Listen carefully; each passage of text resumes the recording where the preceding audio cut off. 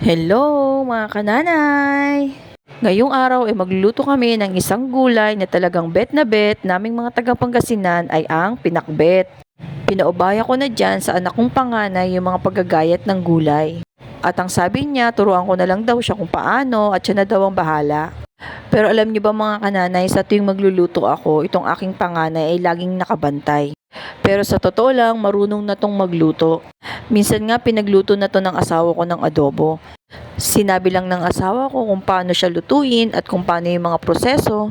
At bilang first time niya magluto, masarap naman yung kinalabasan niya.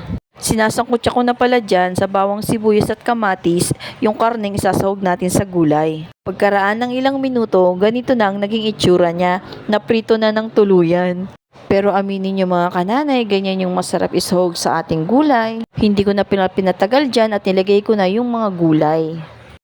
Nilagay ko sa ilalim yung okra at sita at nilagay ko naman sa ibabaw yung sigarilyas, talong at ampalaya. Konti lang pala yung niluto nating gulay ngayon kasi kung hindi siya mauubos, sayang lang din naman. Ang mahal-mahal kaya ng mga gulay ngayon. Nilagyan ko na pala siya dyan ng bagoong, konti lang. At kung matabang man, pwede naman natin siyang dagdagan. Pinagsama-sama ko na pala yung gulay dyan at sa mahinang apoy, doon natin siya lulutuin. Habang hinihintay na maluto yung gulay, itong mga anak ko naman ay naglalaro sa labas.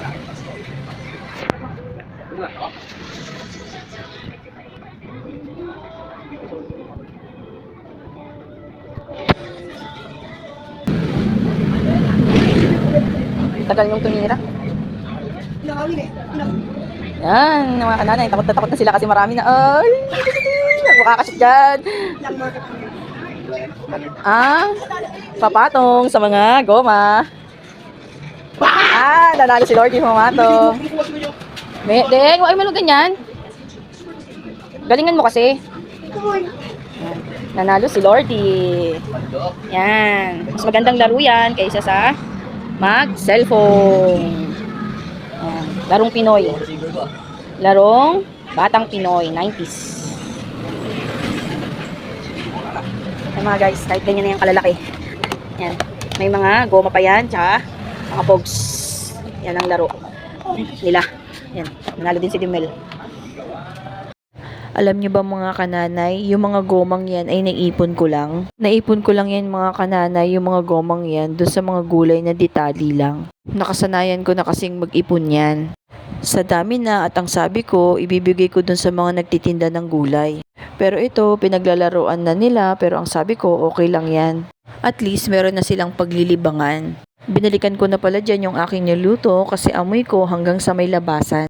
Parang yung amoy niya ay parang nangaakit at tignan ko na raw siya, baka ma-overcook na. At pagkatingin ko nga, konting minuto na lang to para maluto. Luto na mga kananay, yung ating pakbet. Oh, wow! Yan. Saan naabot ang 200 pesos mo mga kananay? Ayan, nakapagluto tayo ng masarap na pakbet. Kain tayo! Itsura pa lang nitong gulay mga kananay, nakakatakam na. Kumuha ka na ng kanin, damihan mo na at sabayan mo na kaming kumain.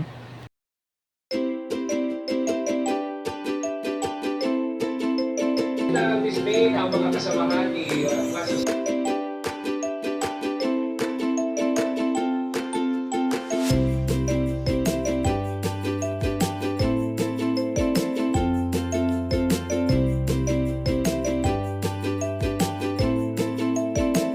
Bukod dun sa gulay na niluto ko, itong asawa ko, pagdating niya may dala pa siyang ulam na dinakdakan. At sinabayan ko na siya diyang kumain para hindi naman siya nag-iisa. At sa tingin ko, nasarapan at nag-enjoy naman siya dun sa gulay na niluto ko. At ang sabi ko pa nga dyan, hinay-hinay siya sa pagkain, lalo na dun sa taba ng mga baboy. At tinanong ko na rin kung uminom na siya dyan ng gamot niya. At ang sabi niya, uminom na daw siya nung umaga pa. O paano ba yan mga kananay, hanggang dito na lang. Sa next video na lang ulit. Salamat sa panonood. God bless!